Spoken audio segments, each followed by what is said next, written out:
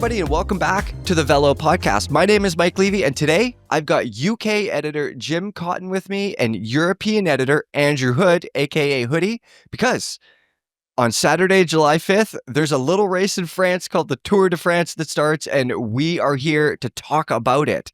So on today's pre-show, we're going to discuss and talk about some key stages. We're also going to talk about the route because, as Hoodie pointed out to me a few days ago, this year's tour route is absolutely nasty hard. One of these stages has 18,000 feet of climbing, which is absolutely ridiculous. And some of these stages, there is some interesting history to these that is very relevant to this year's tour. So we're going to talk about that. And of course, we're going to talk about the contenders. And maybe even more importantly, we're going to talk about the teams that they're on, because this race could be defined by the two super teams, UAE and Jumbo Visma and their lieutenants.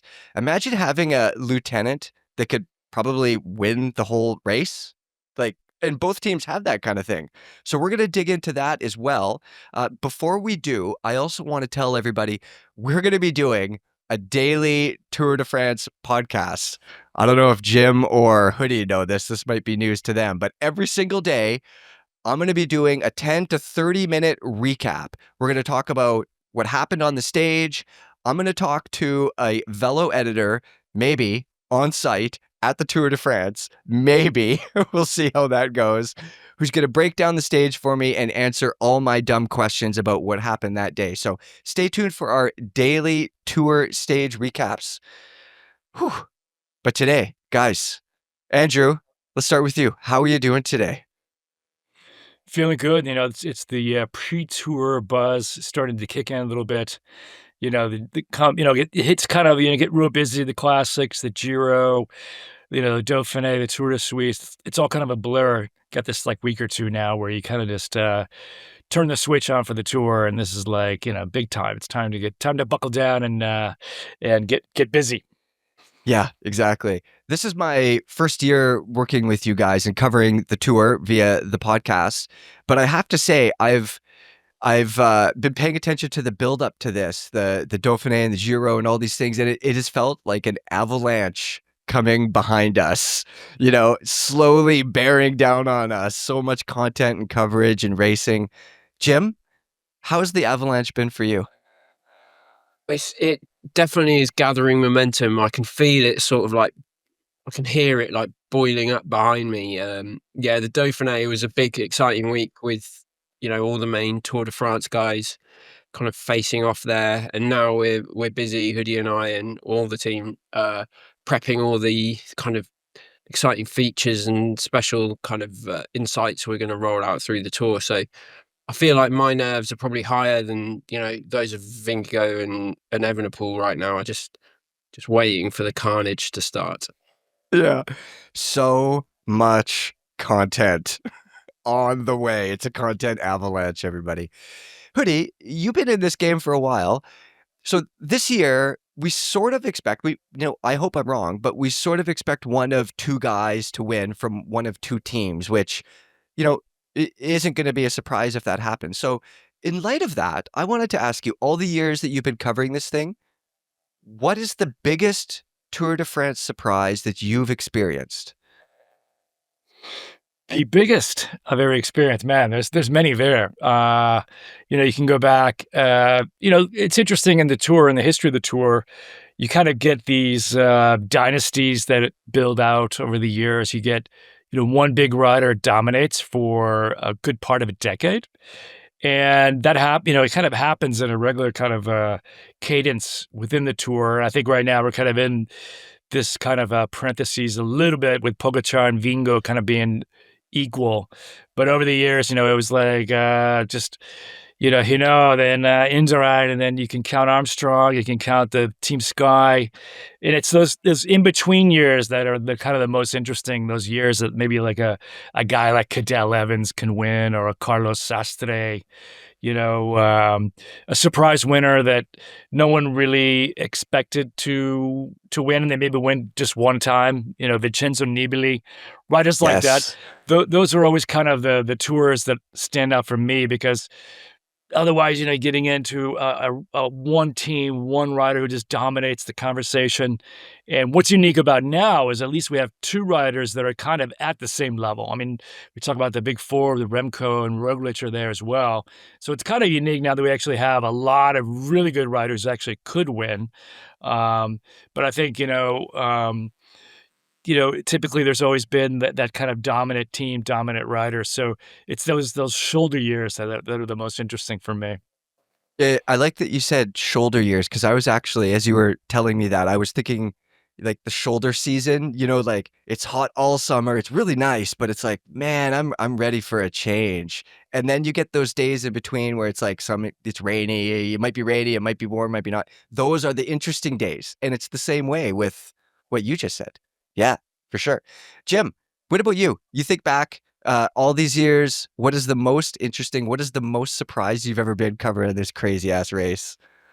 Well, I'm only on a fraction of the number of tours of Hoodie, but in terms of actually being on the ground, every year I'm in France, I'm surprised by how bad they make coffee. But at a more granular level, I was covering the tour with a colleague from Velo who's no longer with us, but we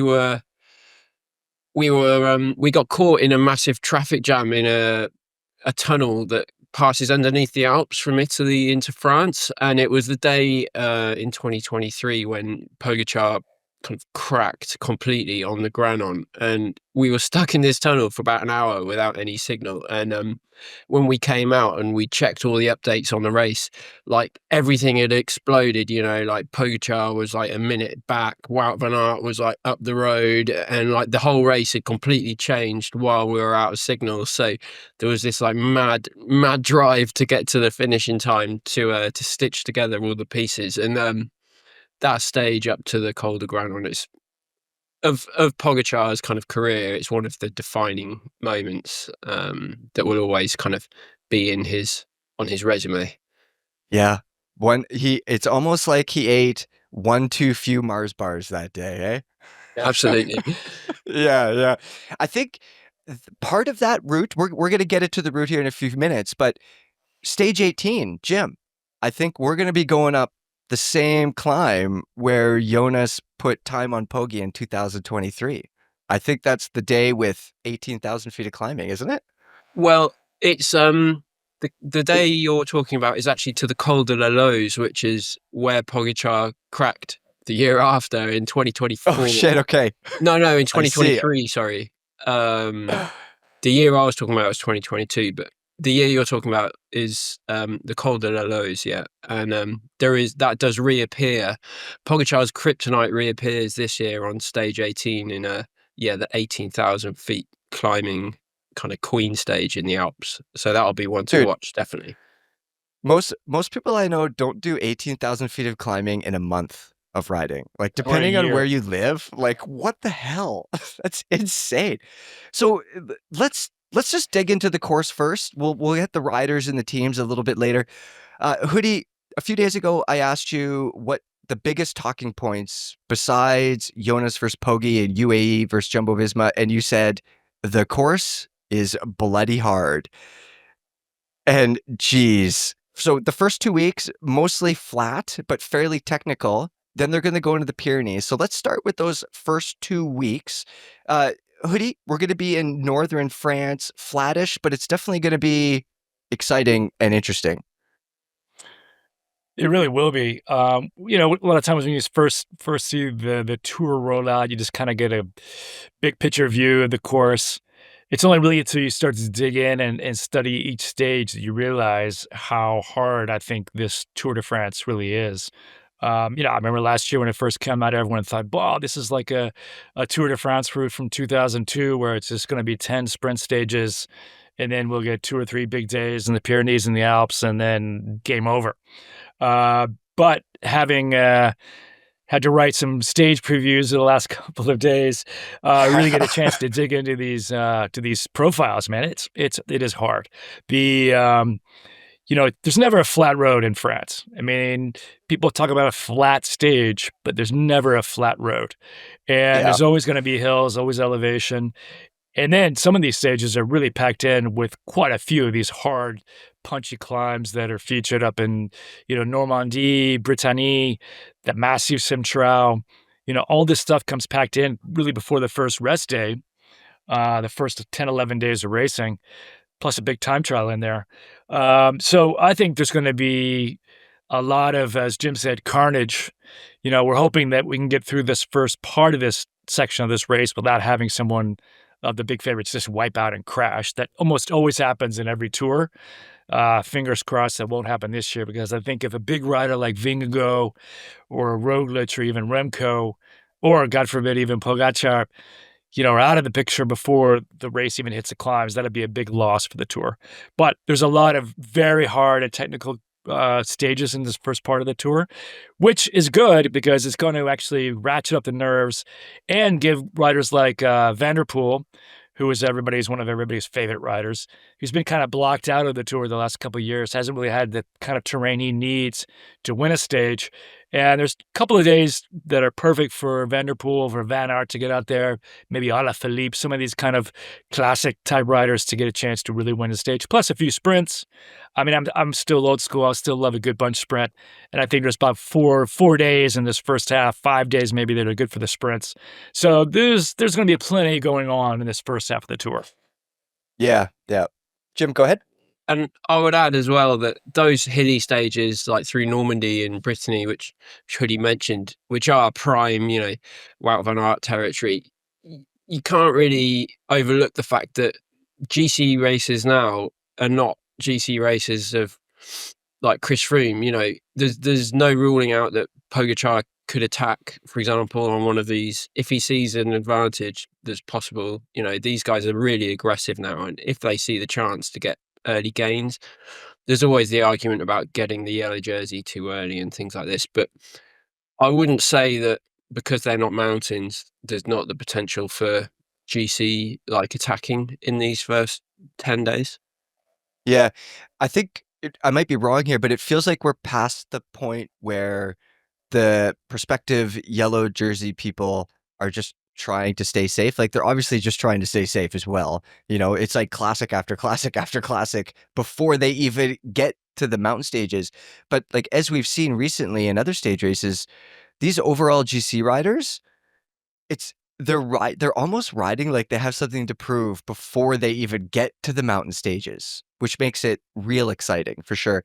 As far as green jersey contenders goes, obviously the first week and a half to 2 weeks is going to be a big part of that. Jim, who do we see up there for green jersey? Well, there's a few kind of key names. There's Jasper Philipsen, which is who's Van der Poel's teammate, who won it a few years ago. Lidl Trek are taking Jonathan Milan, who's like big Italian kind of old school powerhouse sprinter. And there was a bit of controversy because it meant Mads Pedersen got left at home kind of in his stead. What? So there's Philipsen, Milan, and then also Remco's teammate Tim Merlier, like a Belgian sprinter on Quickstep. I think they're the three big guys that we expect to kind of really hoover up most of those bunch sprints.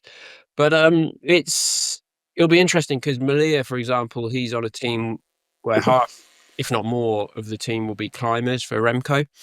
Lidl Trek will be kind of more sprint focused, and Alpecin de Koning could just be a bunch of like grizzled kind of Dutch and Belgian stage hunter kind of sprint guys who'll just kind of bully everyone all the way through the tour. So I think there's three different types of sprint teams that should be kind of in for these big bunch sprints. Is it just me, or is it a bit of a bummer to not see Mads out there? He's having a hell of a year. In my mind, like, I obviously, the batteries only last so long, and he's done well in other places, but I would love to see him here. Yeah, I agree. He's on recharge until the Vuelta. Yeah, he had a spectacular spring season. And the other rider to mention the green jersey is Biniam Girmay. He won it last year. He had the tour of his life last year. He's been kind of quiet this year. He's had a couple crashes, and it'll be interesting to see if he can really step back up to his level that he was last year. But the green jersey fight's always a good good kind of secondary narrative to the yellow jersey. It's like the points jerseys, it matters to those guys. While Van Aert, I don't think he'll be really chasing it, but who knows? I mean, the first part of this tour has a few stages that are good for Wout. And if he's going to be fun, I think Wout's going to be back to the Wout of 2022, hopefully. He Yep. had a great Giro. Looks like his injuries are behind him. So Wout could be a sleeper for the green jersey as well if he gets a couple stage wins early on. I thought a good idea for a t-shirt or a jersey would be everybody needs a Wout. Everybody needs a Wout. And we're going to talk about the super teams and the effects that they're going to have. But like guys like Wout, like Yates, like these guys could have a huge effect on the race. So we're going to get to those in a minute. I also agree with you. I imagine Wout is purely going to be thinking about Jonas, not a green jersey, but who knows? Let's dive into some individual stages, because the first one that really gets my interest is stage 5. It's an individual time trial. I personally don't think we're going to see a lot of change here because it's relatively short and flat at 33 kilometers. All these guys are going to be fast. What do you guys see happening here? I guess in terms of, if we're just talking about the GC guys, Remco Evenepoel is going to be the top favourite. In terms of time gaps, a flat 33 kilometer time trial is what, 45 minutes ish, I guess. So I think there could be up to a minute if somebody has a really bad day, but I think it won't be decisive. But like Hoodie wrote in his preview of this stage, it just sets the tone for what happens for the next kind of 15 days. It'll put the first pecking order onto GC, which decides, who gets the best position in the team car convoy and things like this. So it's an important stage that won't, decide who wins the race, but you don't want to lose a big amount of time here, because, you're off the back within 45 minutes of racing otherwise. A stage like that, maybe this is a stupid question, but would any of the GC riders be not taking it easy, but like, we're going to go into the Pyrenees, after that. If we have some crazy mountain days, would any of the GC contenders be thinking like, I'm just going to get through this at like 98% and kind of think about the days coming? Or are these guys just going balls out, Hoodie? Yeah, no, Tour de France time trial, it is, as you described, full gas. Yeah, okay. There's no kind of game playing with the stakes being so high, because if you go off your program in terms of how you plot out the stage and how you plan on racing it and try to soft pedal, you don't want to take any risk. I mean, if it's raining or it's dangerous race conditions, you'll see guys, go a little bit easier just because they don't want to risk crashing. There was some talk actually that Pogacar somehow maybe soft pedaled during the Dauphiné time trial. And so that's why I ask. That's exactly why I ask. Yeah, I mean, that would be some, high level chess match, kind of psychology games going on, spycraft going on there, if that's the case. That might have been true at the Tour, at the Dauphiné, excuse me, because there was some talk that his bike setup wasn't good and he just didn't want to go full gas. And plus there was some conversation there that maybe when you do go full gas, your rivals can see your maximum power numbers and they can plot off that a little bit. But this is really a stage that Remco needs to deliver, because at a shorter, I think about half the distance of the time trial that they raced in the Dauphiné, he took 2 seconds a kilometer out of Pogacar. Remco. So 2 seconds out of 33, that's a full minute. If Remco get a minute out of Pogacar on a kind of power time trial course like this is, I mean, that would be absolutely huge for him. I doubt that's going to happen. I think that that the differences between the GC favorites will be relatively tight, simply because I think they all will be very strong. But Remco should have a slight advantage because he is considered the better time trialist. But I mean, when Pogacar or Vingegaard are on, they could easily turn the tables and take time off any three of those guys. So I think this was a big day, because oftentimes we see more time difference is made in a time trial than we do on a 15-kilometer HC summit finale sometimes. Yeah, that's a really good point, actually, because we're going to talk about Remco in a bit, but he's GC contender-ish. But I think for him to do that, like, I think he's got to come into those mountain days with just like a casual 30-minute lead or something like that. So he'll want to be doing that in the TTs for sure. Speaking of mountains, stage 12, the Pyrenees, up the Houtecam. Jonas gapped Poggi here in 2022. It feels like more than 2 years ago, or 3 years ago, I should say, that happened. It's 13.5 kilometers long. So stage 12, this is probably the first day, I think, Jim, that we're going to see some real GC action, maybe. Yeah, I think it's the first proper high mountain stage.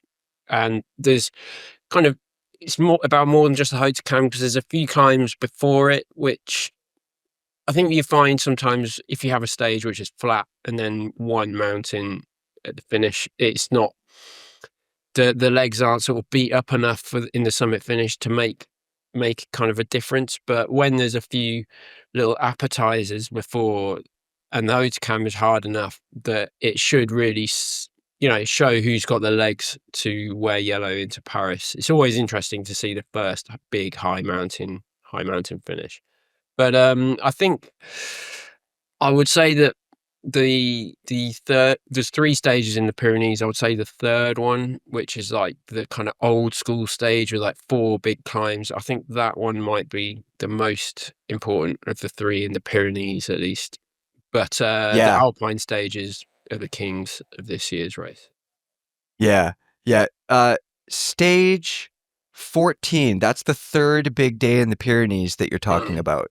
And that's when you're thinking that this is going to all add up. So you're thinking stage 14 could be more decisive than 12 and 13 once things start adding up. Possibly, yeah. Purely because it's the third day in the mountains, and I think there's 4 kind of upper category climbs within about 100 kilometers of that 14th stage. So it's just a real bruiser. Like, it's kind of an old school bruiser, but condensed into a short space of time. And Pyrenees can typically be very hot, and the roads are kind of grippy, and it can be a bit more unpredictable than the Alps, where it's all about pure power and like these super team kind of collective might that Hoodie was talking about earlier. Yep. Yeah. Let's go to stage 16. Hoodie, they go up this little known climb. I'm not sure if you guys have ever heard of it, called Mount Ventoux. Could you tell me about that? I don't know. I'm not sure. Yeah, the Géant de Provence. It really is one of the legendary climbs of the Tour. I don't know if y'all have ever been around there. It's a pretty spectacular part of France. And the way the Ventoux is just set up, it's kind of really just all these flat, kind of postcard-like villages and vineyards and these stony, hot roads. And it's just all those stereotypical images of what France is. And you have this behemoth of this massive mountain, just like a shark's fin, just towering above it. And Mont Ventoux kind of means the windy mountain, I think, in the old dialect. And it's just a legendary climb. So much has happened on this climb. It's great to see it back. Of course, I think this was the climb a few years ago where I think it was when Visma really realized that Vingegaard had what it took to win. I think it was the 2021 Tour. That's when Wout was over the top, and I think Vingegaard was there. And that's when the light went off. It's like, hey, we've got a rider we can build a team around to win the Tour de France. And it's just one of the great days in cycling. Everyone's there. They get up in the mountain. I don't know if you've ever ridden it. It's a brutal climb because unlike maybe the climbs in the Alps or the Pyrenees where you do have more switchbacks and there's seemingly spaces for a little bit of recovery on the climb, this thing just kind of goes up side of the ridge line, and it's just unforgiving.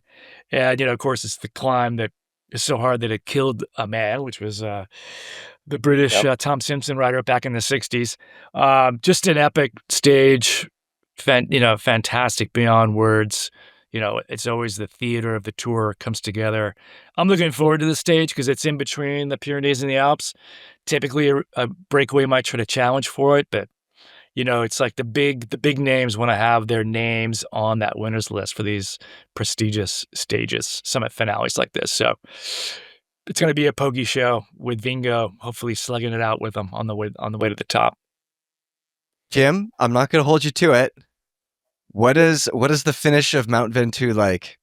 Who's coming in first? Who's leading and by how much? Take a guess here. I would say that Pogacar is going to take about 20 seconds off. A complete guess. Yeah. Okay. Off of Vingegaard, and I think that's when Remco, the cracks will start appearing in his kind of climbing prowess. Yeah. But as you say, Mike, he'll already have 30 minutes by then from his time trialing, so he should be. He'll be able to just chill, relax. Dudes, he'll be able to relax and recover because he has to, because stage 18, I'm going to pronounce this wrong, guys. You correct me. Col de la Loze? Is that right? Col de la Loze, yeah. Yeah, okay. I was close. This day, over 18,000 feet. That's over 5,500 meters of climbing, which I think is the biggest tour stage in the history of the tour when it comes to climbing. It's also the climb, that specific climb where Jonas won the 2023 tour. Yeah, guys, this is going to be absolutely insane. Do you think this is going to be a decisive stage, or by the time the riders get here, is it going to be decided? What do you think is going to happen? I think this stage will put the nail in the coffin for whoever is not going to win the tour, right? I think going back to the Pyrenees and that first mountain stage, I think it's always such a strong, important message to send across the peloton. It's like whoever wins that first summit finish, they're beating their chest. It's like, I'm the guy who's going to win this Tour de France. This is my yellow jersey. So I think whoever carries that momentum out of the Pyrenees, if they can get through Ventoux, this will just be literally just kind of the coronation of what has happened. Now, if that changes, then we're in for a great tour and a great finale. But I think that this year I might be wrong on this, but I think that it goes up from a different side of the Col de la Loze. No, it comes up from the northern side, from the Alta Port. So I think it's as steep, but I think the approach is different because it comes up from the Courchevel Valley. I'm not quite sure on that. But yeah, it's a brutal, absolutely brutal climb. And I mean, I've skied there before, so skiing down it, it's like an advanced black run. So riding your bike up it is pretty nasty.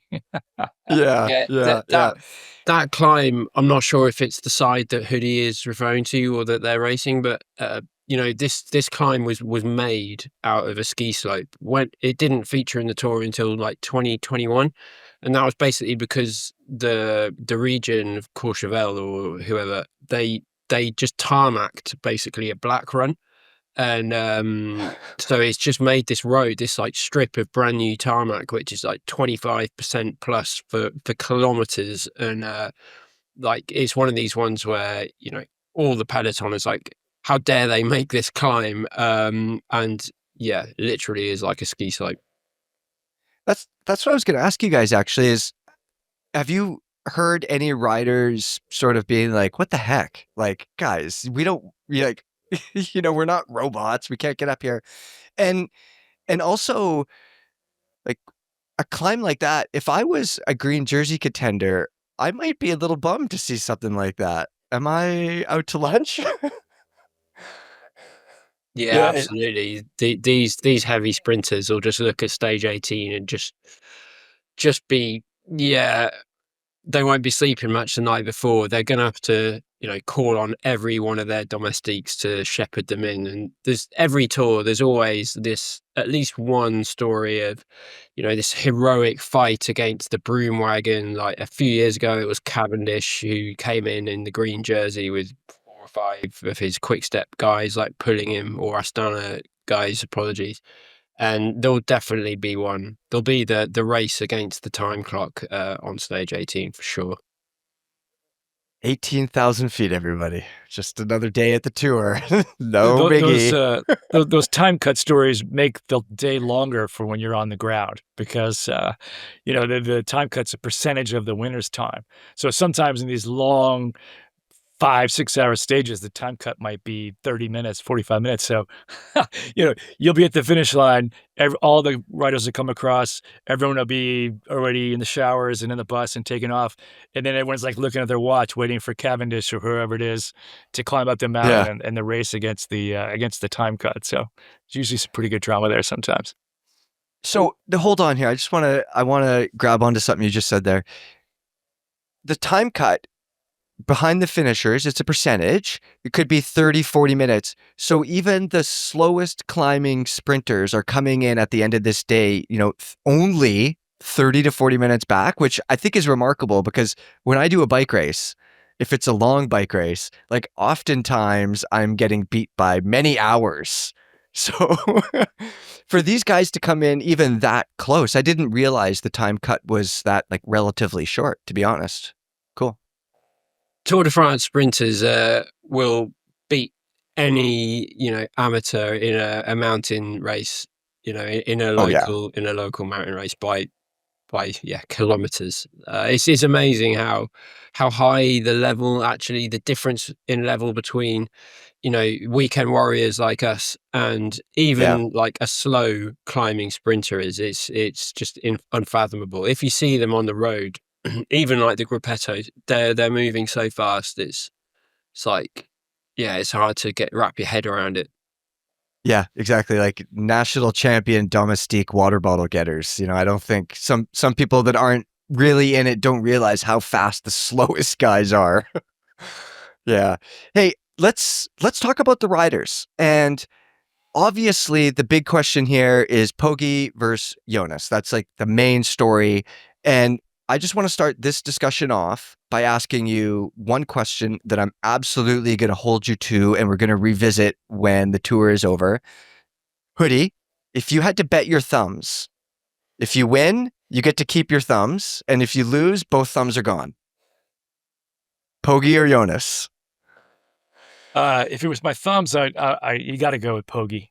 I mean, come on. Yeah. I like my thumbs. Yeah, fair enough. Jim, you want to keep your thumbs? Who you choosing? Oh, I'm just going to say Jonas just to be different. Okay. Who needs thumbs? I've got my fingers, so I can type. Right?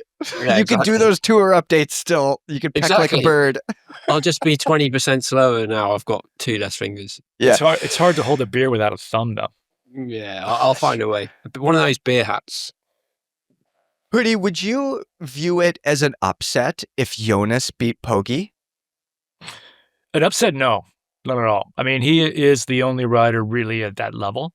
I think even when you see what happened to the Dauphiné, I mean, I think that last day at the Dauphiné, Pogačar had another big attack in him. He just didn't do it out of respect for his rivals, or just didn't need to do it. So why do it, kind of thing. In the tour, he won't be holding back. But if Vingegaard wins, it would be a remarkable victory, because I think when you look at the 2 editions that he did win, 2022, the tactics, they really played the tactical card, tremendously on that stage that Jim was talking about. And then the next year, Vingegaard, Pogačar came in a little undercooked because he had that wrist injury at the Liège, disrupted his preparation, wasn't really at 100%, and Vingegaard was at 100%. And then, last year, Pogačar unstoppable, but really Vingegaard was well off his best. So I'm hoping that Vingegaard does come into the tour this year at his absolute best, because I think he will need to be at that level to have any hope at all of beating Pogačar, excuse me. So is it an upset if he beats him? No, absolutely not. I think he's the only guy who can do it. Yeah. I would agree. I would also say for Vingegaard last year, don't forget, in April, he completely smashed his whole body up in the Basque Country, and he came came back and, he was definitively beaten, but he still was kind of within range. I think the only thing that plays perhaps in Vingegaard's favour is, while both UAE Emirates, which is Pogacar's team, and Visma Lease Bike, while they're both amazing, I think there's something about Visma Lease Bike, the kind of the tactical nous, the weight of the power of their domestiques. They've got Giro champion Simon Yates, Matteo Jorgensen, Sepp Kuss. There's something about that team which is a bit more sort of, feels a bit more controlled and a bit more like they've got their shit together. Whereas I feel like there's always a little element of sort of element of chaos at UAE Emirates, which could work against Pogacar. Yeah. The two protagonists here have very, very different run-ups. And they both approach this very, very differently too. You got Pogacar, who has had a season for the ages, but he also has how many days of racing in his legs now? And then you've had Jonas, who has obviously been out with injury and things have happened. Even if Jonas hadn't been out with injury, he's got a lot fewer days of racing in him. If you had to ask me right now, Mike, do you want to keep your thumbs? I would say Pogacar. I want to keep my thumbs. But I mean, this guy has proved me wrong because I've said this before, but I have to also wonder, like, you could only be so good for so many days of the year. That's just like biology, and I know these guys have all the help in the world, but at the same time, I have to wonder, like, how long could Pogi do this? It's a big old day. It's a big old day and it's a big old month. So yeah, I don't know if I think he's definitely my favorite, but if he doesn't win, in my mind, it's like Jonas has had a rough run up to this, but he could be fresher. I don't know if that's a factor. Are those stupid points, Hoodie? I have no idea. No, I mean, there is some speculation that maybe Pogacar looks so good he's peaked early. There's some talk about that during the Dauphiné, that he looks so strong. And, you want to be strong in this week 3 of this year's tour, which is a month away from when they were battling at the Dauphiné. But yeah, that was an interesting point about race days. I actually just did a quick check on the stats there about how many race days each of those guys have. And it's only 3 more race days for Pogacar than Vingegaard. Really? Yeah. Because there you go. As much as it was a good point though. Because with seemingly as many race days as Pogacar has been going at it, he's obviously been doing a lot of one-day racing. Yeah. Which is different than doing stage racing, obviously, just in terms of stage count. But I think, Pogacar, his ability to recover and the way I think he can be aggressive to take kind of these smaller gains that just add up over the course of a week. He can get a time bonus. He can, win those kind of uphill. He can even, like Jim said, could easily go on an attack on one of these uphill, like the Mer de Huy, not the Mer de Huy, the Mer de Bretagne. At the end of the first week, he could attack and get 15 seconds plus a time bonus, take a half minute in a kilometer on a relatively flat stage that has no real, on paper, GC implications. So, is Pogi going to run out of gas? I don't think so, but that is certainly a talking point. That would be a good storyline, boys. I would say the biggest surprise, just to kind of move on the narrative a little bit, it would be a huge surprise if one of those two doesn't win. If somebody other than Vingegaard or Pogacar wins, i.e. Remco, Roglic, or, even somebody like, I don't know, Florian Lipovic on Red Bull, or like Rodriguez at Ineos. If one of these guys wins, it would be a huge kind of, not an upset, but a huge surprise that I don't think anybody is predicting. Even I don't think few people are even predicting Remco. Not even the Belgian press, I don't think, would put their thumbs on Remco. Yeah. The Belgians will. Yeah, I guess they'll bet on Wout van Aert winning, I think. A few months ago, I might have said, hey, maybe 3, maybe even 4 guys could have a chance of winning this thing, and then some things happened and stuff happened, the Dauphiné and the Giro, and I feel like we're back to another two-way battle. I don't feel like I'm underestimating the other people. Like, let's talk about Remco. Let's talk about Roglic for a minute. Man, I know Roglic has won some things. I know he's won some things. But, like, is there a rider with worse luck than him? And you make your own luck and all those things. But, like, we need, like, a tone when we talk about Roglic. We need, like, a wah, wah, wah kind of tone because something always happens, right? He's definitely been the master of pulling defeat out of the jaws of victory. That's for sure. You know, a lot of it is just bad luck, though. I mean, crashes to happen. I mean, when they start happening to the same rider many times, you start to question maybe there's something more to it than that. I really hope that Roglic has the luck on his side this year and it can at least get into the second and third week, after what happened at the Giro, because the Red Bull, you know, that company, that team, they want to be at that level of Pogacar and Vingegaard. And, they bet the house on Roglic as kind of this transition GC rider. And they made the decision to take him to the Giro, which is quite controversial. Everyone just thought, why send it to the Giro? You're risking losing any sort of freshness or an injury that's going to impact your tour. The team thought that was the best way for Roglic to get ready. And maybe it might turn out to be because he left the Giro earlier, didn't have to fight through the final week. He wasn't seriously injured. It sounded like he was got some sort of infection, but he's been able to train. No one's really talking about him as a frontline favorite. And that might help Roglic because, riders react differently to the pressure. And it seems like Roglic, what happened to him in 2020 on that final time trial when he lost to Pogacar, that's always just got to be at the back of his mind because everyone thought that he had that Tour won. And that was one of the biggest surprises I've ever seen covering the Tour. So, I've heard stories of riders when they have a big loss like that in their career, it just kind of marks them. And it's like it's something that's just inside them they can't overcome. And I'd love to see Roglic have one last great Tour. I mean, it'd be a fairy tale if he could actually win this thing. I don't see that happening, but I agree with Jim that if Pogacar or Vingegaard do not win, that would be the absolutely massive story. Yeah, I agree. Well, hopefully he crashed 18 times in the Giro, so hopefully he's got those all out of his system now, and he can give these other two guys a run for their money. We talked about Remco briefly.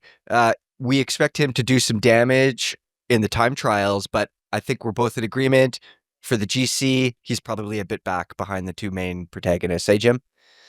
Yeah, I would say he's, I'd be surprised if he is outside of the top five, but he can kind of hang with like Pogacar and Vingegaard on the climbs sometimes, but he's not as convincing on these climbs or as like reliable in the climbs as the two big guys. And I think the main disadvantage Remco's got perhaps is his team as well, because Quick Step, they lost Mikel Landa at the Giro, who had a horrible crash. He was put in a kind of a back brace, and he's one of the best climbing domestiques in the peloton, and Remco's lost him. And Quick Step isn't a super team like UAE or Visma or even Red Bull, and they don't have the kind of depth of support crew who you're going to see all kind of clustered around with Kuss and Yates in these high mountain finishes. And Remco's going to have to race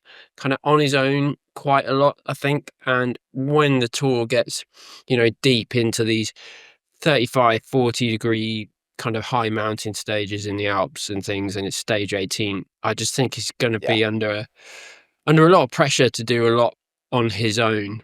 I would say that Remco, he's the guy that could win the Tour, but not yet. And not when Vingegaard and Pogacar are on, even 98% of top form. Yeah. Okay, let's talk about one of Pogacar's lieutenants. Imagine having a helper who you could say just won the Tour de Suisse. Like, that's your helper. So Almeida, Jal Almeida, he's probably, he's not here for GC, but this is a guy who could make a huge difference on a big old climb for the GC in the same way that Simon Yates can. Imagine having your helper be the person who literally just won the Giro, and he's here to help you win the Tour. So you've got Almeida and you've got Yates. These two guys, who do you think is going to make the biggest impact, either for themselves, but also for their captains? I think that's obviously a big factor. We'll have to see with Almeida. He's kind of, when you saw him winning at the Tour de Suisse, this year's Tour de Suisse featured a lot of these like kind of very short, steep, kind of explosive climbs, and that's where he kind of does well. He's still a little bit unproven on the long HC climbs. He's struggled in those in the past a little bit, so I'm kind of curious to see how he's going to be able to do, even without the pressure of having to try to win the Tour, but just to kind of be there for Pogačar every day, because you have guys who've proven they can do that, like Sivakov and Adam Yates. But Almeida, certainly a huge weapon. Yeah, I think they might use him in a different way, kind of for some of these punchier kind of climbs, maybe in the first week and throughout the Pyrenees, and then kind of, we'll just have to see how his legs are holding up. But I think in these long HC climbs, you're going to have the Sivakovs and the Yates kind of being there for Pogačar. And then with Visma, you do have Simon Yates, who is an old school, just, he can just last, right? That's how he won the Giro, was the fact that he still had legs on that last big hard stage 20. So he, I think, will be a more valuable helper over the course of 3 weeks than, say, Almeida would be. Okay. Yeah. I'm going to say a name now that I don't think to be honest, I don't think is a GC contender, but I think in everybody's hearts, they would absolutely love it. Jim, how do we feel about Richard Carapaz's chances? Well, I think, like you say, he's definitely not going to win the Tour de France. I mean, after the Giro d'Italia, it would be awesome to see him up there again, because he's one of these riders who will attack, who is exciting, and is going to do something interesting. But on the flip side, I think he has said he's not targeting the GC. I think all of EF Education Easy Post is out for stages, and Carapaz is one of these guys who, he's won 3 stages of a Grand Tour before. I think it was the Tour de France a few years ago. I wouldn't be surprised to see him winning a couple of stages, hunting for the polka dot jersey, but he's not going to feature in the GC. And I would say, if he was to try, he would get gobbled by Pogačar, I think, on like the Grand One or something like that. My heart wants it, though. My heart wants it, Jim. That would be, I would shed a single tear of joy for that. That would be a hell of a story. Speaking of EF and speaking of stage wins, just quickly before we move on, getting close to wrapping this up, Ben Healy and Nielsen Paulus. Healy has got to be one of my favorite riders this year. He is. Talk about an agitator. I'm a fan of someone who is always just poking things, just trying to make things happen and trying to start things. So I'm excited for him to do some stuff. And if we're talking about guys like that, agitators, people who are going to mix things up and make it exciting, Hoodie, who else is on your list? Yeah, I think EF was always bringing a team that's going to be aggressive like that. I think you already mentioned Nielsen Powis. I think he's kind of overdue for a stage win. He's already had a couple of big wins this spring and the run up to the Tour. He had some health problems last year. Wasn't quite at 100% during the Tour. Excuse me. And so I love to see Nielsen get out there, getting some breaks and chase a win. I think that Red Bull is going to really want to try to win a stage this year. They might even, especially if Roglic kind of flames out, they might just pivot to stage hunting mode quite early, because that would be big for their organization, and it's big for any team to actually come away with the Tour stage win.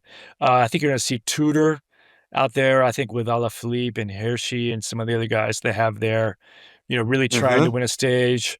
You have maybe a guy like Ben O'Connor, who actually wasn't really that impressive to me at the Tour de Suisse. I mean, some of those climbs weren't not really suited his style of racing, but for a team like those guys that are like, anyone's not in the top 5, it almost doesn't really matter if you're 6th, 8th, or 13th. Way more important for the team and the franchise to get a stage win.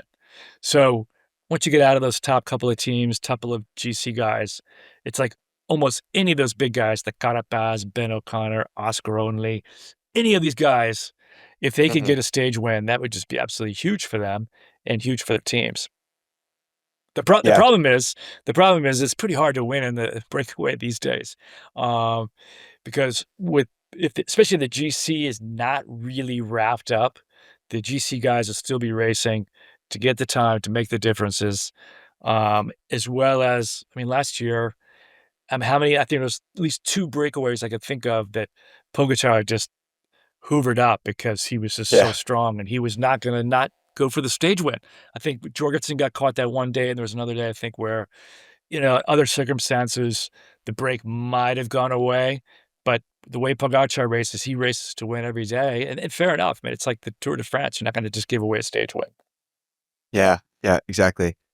You said a name there that made me smile. Alaphilippe. He's been nice and aggressive this year as well too. So it would be cool to see him win a stage. Although I think that might be a stretch, but man, that would be great. Yes. Okay, guys. I'm going to let you guys go. I know you guys are over in Europe, so it is the end of your day. It is the start of my day. I'm going to go do some Tour de France homework. Everybody that's listening, make sure to stay tuned for our daily Tour de France podcast with me and whichever editor from Velo I managed to rope into this from the tour. We're going to recap the stages and explain everything, so that'll be good. And also, stay tuned for our Tour de France Femmes pre-show, which we will be airing before that race starts as well. All right, everybody, we're excited for the Tour de France. Stay tuned. We will see you guys there. See ya.